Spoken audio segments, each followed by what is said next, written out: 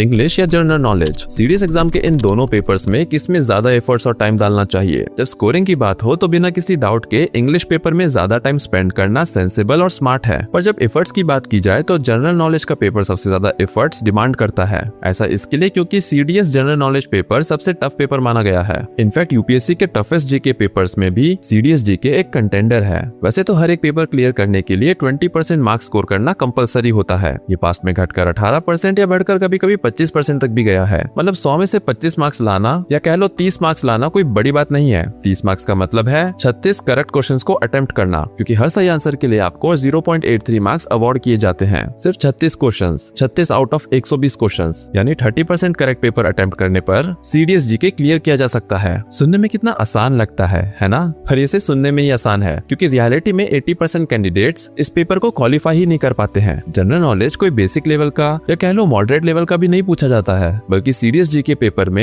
Advance level के complex questions पूछे जाते हैं। जब सीडीएस जीके इतना डिफिकल्ट होता है तो इसकी प्रिपरेशन भी उतनी चैलेंजिंग होगी, इसलिए सबसे ज्यादा एफर्ट्स इसी पेपर में लगेगा। एक्सपर्ट्स ये कहते हैं कि एनसीईआरटी रेफर करनी चाहिए। सब कुछ एनसीईआरटी से ही होता है और एनसीईआरटी में चैप्टर्स एक्सट्रीम डेप्थ में कवर किए जाते हैं। लेकिन जब वो एक्सपर्ट्स एनसीईआरटी कहते हैं तो उनका मतलब सीबीएसई एनसीईआरटी से नहीं है जो सभी ने स्कूल में पढ़ रखी है। उनका मतलब है स्टेट एनसीईआरटी से। जैसे कि तमिलनाडु जियोग्राफी एनसीईआरटी इतने इन डेप्थ में कवर है कि central NCERT syllabus of CBSE class 7 to 10th को भी कंबाइन कर लो तब भी उसके आसपास नहीं होगा। Central committee of school syllabus के हिसाब से सेंट्रल एनसीईआरटी को एजुकेशन के हिसाब से मिनिमलिस्ट बट इंफॉर्मेटिव बनाती है। वहीं state NCERT bridge the gap between basic and advance reference materials. इसी तरह दूसरे स्टेट के एनसीईआरटी बाकी सब्जेक्ट्स को एडवांस डेप्थ में कवर करते हैं। आज तक जितने भी क्वेश्चंस एग्जाम में पूछे गए होंगे वो सभी इन्हीं सोर्सेज से आए हैं। तो फिर स्ट्रेटेजी क्या होनी चाहिए? 36 क्वेश्चंस अटेम्प्ट करना जिसके बारे में आप 100% श्योर हो। जब एक बार ये हो जाए तब गेस वर्क करना स्टार्ट करें। हालांकि गेस वर्क में भी एक टेक्निक है।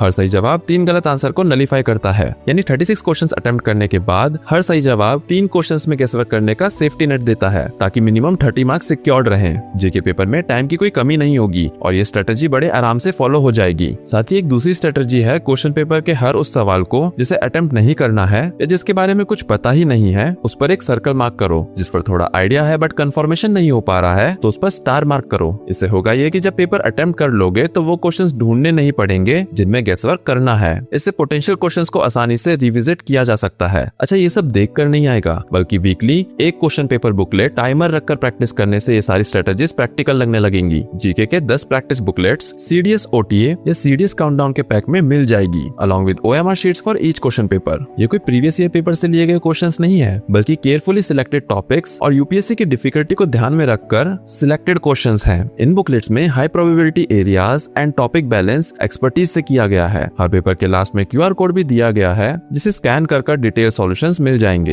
ये एक प्रॉपर कंडीशनिंग है जो कि मैक्सिमम सीडीएस कैंडिडेट स्किप कर देते हैं या प्रीवियस ईयर पेपर बुक में लेटे हुए, गाने सुनते हुए या कैजुअली टिक करते रहते हैं। वो बस जीके सिलेबस में हेल्प करेगा बट कंडीशनिंग बिल्कुल नहीं होगी। पेपर खत्म करो, फिर पेपर का एक एक क्वेश्चन देखो और समझो पेपर अटेम्प्ट करते टाइम क्या माइंडसेट था, क्या गैस सही होता, क्या स्किप करना सही रहता, क्यों क्वेश्चन स्किप किया था, क्या कोई कॉन्सेप्ट भी पढ़ना बाकी है। ये सब करने से हर एक अटेम्प्ट एक के बाद एक बेहतर होता जाएगा, गैस वर्क इंप्रूव होगा और नेगेटिव मार्किंग रिड्यूस होगी। पेपर को इस तरह से अटेम्प्ट करना एक आर्ट है और ये क्वालिटी मोबाइल में या बुक में सिर्फ देखने से नहीं बल्कि एक्चुअल में प्रैक्टिस करने से आएगी। और सबसे एक्साइटिंग और जरूरी बात, GK topics. Science general knowledge paper का सबसे जरूरी टॉपिक। इस टॉपिक को सबसे ज्यादा अंडर वैल्यू किया जाता है। जीके पेपर के प्रिपरेशन में ज्यादातर एफर्ट साइंस को देना चाहिए। फिजिक्स, केमिस्ट्री, बायोलॉजी सब मिलाकर करीब 40 से 45% पेपर का वेटेज होता है। कई बार तो ज्यादातर क्वेश्चंस डायरेक्ट वन लाइनर पूछ लिए जाते हैं। हालांकि बहुत सारे questions daily life and practical use पर भी पूछ लिए जाते हैं। This section is worth investing quality preparation time. Second, geography. यही सिर्फ ऐसा सेक्शन है जो साइंस जितना इंपॉर्टेंट है। ऐसा इसलिए क्योंकि जियोग्राफी अकेले 20 से 25% वेटेज रखता है। जियोग्राफी वैसे तो बहुत बड़ा सिलेबस है बट उतना ही ज्यादा इंटरेस्टिंग भी है। बस आपको इन डेप्थ कवर करना जरूरी है। और साथ ही मैप्स बहुत इंपॉर्टेंट है क्योंकि मैप से मेमोरी और रेफरेंस दोनों अच्छे हो जाते हैं। मैप्स को अक्सर लोग स्किप कर देते हैं। Third, history.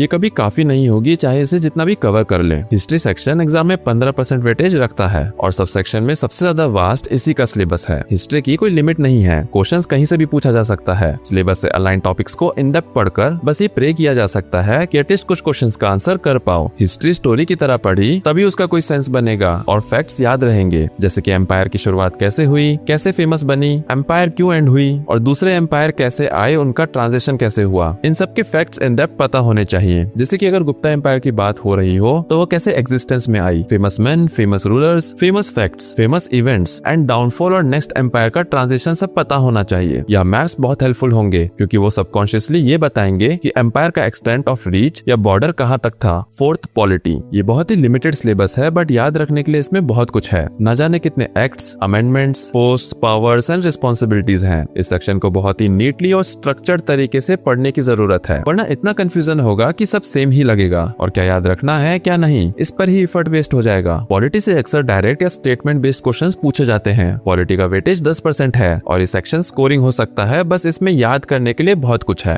Fifth, defence. सबसे छोटा सिलेबस और सबसे ज्यादा इंटरेस्टिंग भी। 2 से 4% वेटेज के साथ ये ऐसा सेक्शन है जो वैसे भी इंडियन आर्म फोर्सेज ज्वाइन करने वाले हर कैंडिडेट को पता ही होना चाहिए क्योंकि इसमें से कुछ सवाल एसएसबी पर्सनल इंटरव्यू में भी पूछे जा सकते हैं। Sixth, economics. ये लिमिटेड तो है बट इसमें एफर्ट्स डालना जाल में फंसने जैसा है। ऐसा इसलिए क्योंकि इसके टॉपिक्स जैसे macro, micro economics, schemes, banking, international trade, economic reforms, terms, इन सभी सब सेक्शंस में कोई क्लोज कनेक्शन या लिंक नहीं है। कब कौन से अटेम्प्ट में किस सब सेक्शन से वेटेज हो कहा नहीं जा सकता। इकोनॉमिक्स 8 से 10% वेटेज रखता है। इसके लिमिटेड सिलेबस को कवर करने के अलावा इन डेप्थ जाना वर्थ नहीं है। जितना लिमिटेड सिलेबस है उसे कवर कर लो और चांसेस है एग्जाम में कई क्वेश्चंस अटेम्प्ट हो जाएंगे। 7th, current affairs. हालांकि कई करंट अफेयर्स क्वेश्चंस इकोनॉमिक्स से लिंक्ड हो सकते हैं जैसे कि नीतियां, इवेंट्स और रिपोर्ट्स, बट कुछ जनरल करंट अफेयर्स जैसे कि स्पोर्ट्स, अवार्ड्स और पर्सनालिटी पर भी हो सकते हैं। ये बहुत छोटा सा सेक्शन है जो जनरली 2 से 4% वेटेज रखता है और बहुत ही रेयरली इसका वेटेज 8 से 10% गया है। अब एग्जाम की रियलिटी ये है कि कैंडिडेट्स 10 से 15 क्वेश्चन भी 100% एक्यूरेसी के साथ नहीं आंसर कर पाते हैं। जो जीके में अबव एवरेज है या जिनका बेसिक जीके स्ट्रॉन्ग है वो भी 20 क्वेश्चन से ज्यादा अटेम्प्ट नहीं कर पाते। ऊपर से नेगेटिव मार्किंग स्कोर और गिरा देती है। 36 करेक्ट क्वेश्चंस के लिए सॉलिड जीके प्रिपरेशन की जरूरत है। इसलिए मैं रिकमेंड करता हूँ सीडीएस ओटीए या मिशन सीडीएस डीप लर्निंग के लिए, जिसमें स्टेट वाइज एनसीईआरटी को कंसोलिडेट करके सीडीएस एग्जाम के सिलेबस से अलाइन किया गया है। इन गाइड्स के अलावा 2026 में कोई और ऐसे इन डेप्थ बुक नहीं है। साथ ही मैं आपको रिकमेंड करूंगा 5000 प्लस एमसीक्यूज जिसमें अलग अलग गवर्नमेंट एग्जाम्स जैसे कि